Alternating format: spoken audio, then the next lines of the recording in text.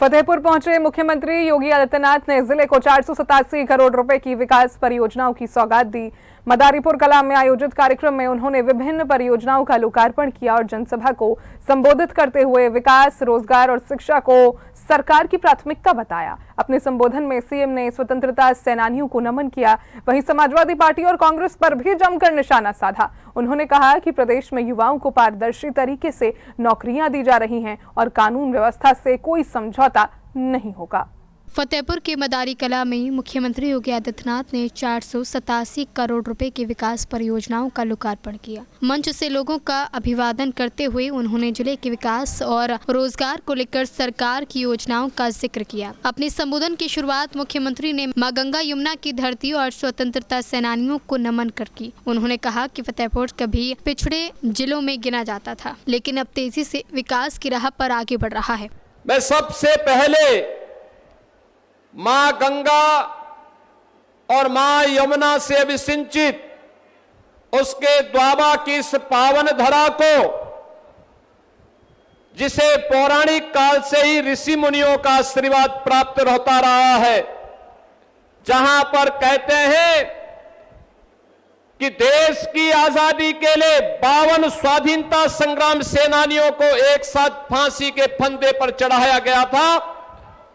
ऐसी पावन धरा को जिस माटी ने ठाकुर दरियाव सिंह, उनके वीर पुत्र सुजान सिंह, अमर शहीद जोधा सिंह अटैया जैसे वीर सपूतों को जन्म दिया, और जिस धरा के निर्भीक पत्रकार के रूप में गणेश शंकर विद्यार्थी और राष्ट्रकवि सोहनलाल द्विवेदी जैसे महान साहित्यकार जिस धरा पर पैदा हुए, इस पावन धरा को कोटि कोटि नमन करते हुए मैं आप सबका हृदय से अभिनंदन करता हूं, स्वागत करता हूं।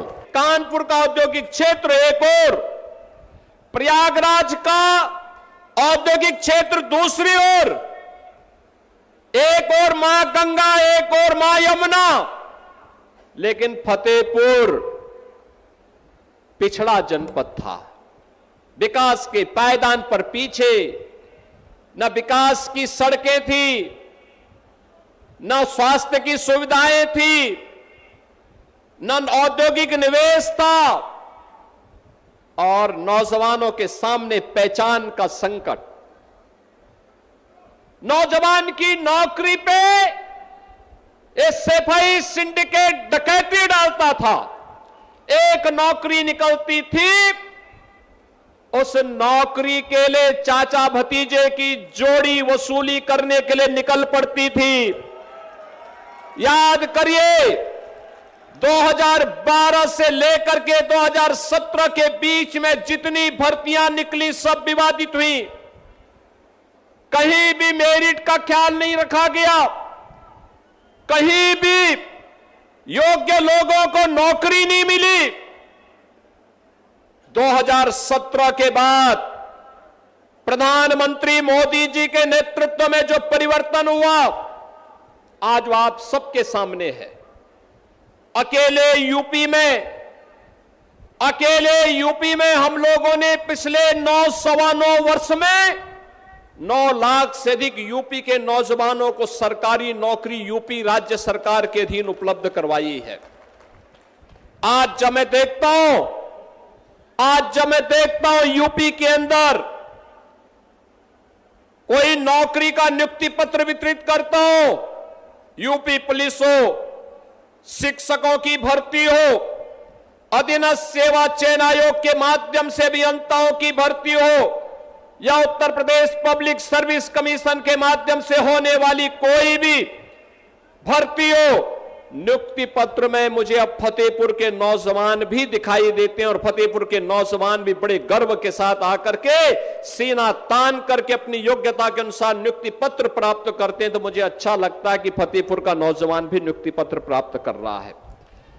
मुख्यमंत्री ने विपक्ष खासकर समाजवादी पार्टी और कांग्रेस पर जमकर हमला बोला। उन्होंने कहा कि पहले विकास के बजाय भ्रष्टाचार और परिवारवाद को बढ़ावा दिया गया, जबकि उनकी सरकार पारदर्शिता के साथ युवाओं को रोजगार और बेहतर सुविधाएं उपलब्ध करा रही है। नीट परीक्षा का जिक्र करते हुए मुख्यमंत्री ने कहा कि छात्रों के भविष्य से खिलवाड़ करने वालों के खिलाफ सख्त कार्रवाई की जाएगी। उन्होंने कहा कि दोषियों को जेल भेजने के साथ उनकी अवैध संपत्ति भी जब्त की जाएगी। मैं यूपी के नौजवानों से कहना चाहता हूं, ये डबल इंजन की सरकार, याद करिए, पहले दिन से कह रही है कि जिसने छात्रों और युवाओं के भविष्य के साथ खिलवाड़ किया तो मान करके चलिए कि उस माफिया के लिए दो ही जगह होगी, या तो जेल होगी और संपत्ति जो भी बाप दादों के द्वारा कमाई गई संपत्ति होगी उसको हम जब्त भी करेंगे।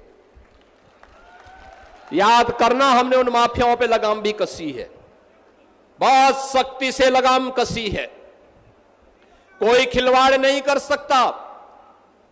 अगर खिलवाड़ सपा की तरह, समाजवादी पार्टी की सरकार की तरह खिलवाड़ होता तो यूपी के अंदर हम 9 लाख से अधिक नौजवानों को सरकारी नौकरी नहीं दे पाते। यूपी के अंदर 1 डिस्ट्रिक्ट 1 प्रोडक्ट के माध्यम से सूक्ष्म लघु मध्यम उद्यम को हम लोग बढ़ावा नहीं दे सकते थे, बड़े बड़े विकास के कार्यों को आगे नहीं बढ़ा सकते थे। बड़ा निवेश इसलिए नहीं आता था क्योंकि हर जगह कोई ना कोई गुंडा, कोई ना कोई माफिया हावी होकर के सरकार को चुनौती देता था। आज मैं कह सकता हूं, हमने पहले दिन कह रखा था, याद करिए, समाजवादी पार्टी में एक नारा गूंजता था कि देख सपाई बिटिया घबराई। बहन और भाइयों, अब ये नहीं है। अब माफिया हो, पेशेवर माफिया हो या बेटी और व्यापारी की सुरक्षा के लिए खतरा बना हुआ कोई गुंडा हो, इनके लिए दो ही जगह, या जेल है या जहन्नुम है, इसके अलावा तीसरी कोई जगह नहीं है इनके लिए। मुख्यमंत्री ने कानून व्यवस्था पर भी सरकार का रुख दोहराते हुए कहा कि प्रदेश में अपराध और माफिया के लिए कोई जगह नहीं है। उन्होंने विश्वास जताया कि फतेहपुर अब विकास की नई ऊंचाइयों को छुएगा और विकसित भारत के संकल्प में महत्वपूर्ण भूमिका निभाएगा। ब्यूरो रिपोर्ट, सी न्यूज़, आगरा।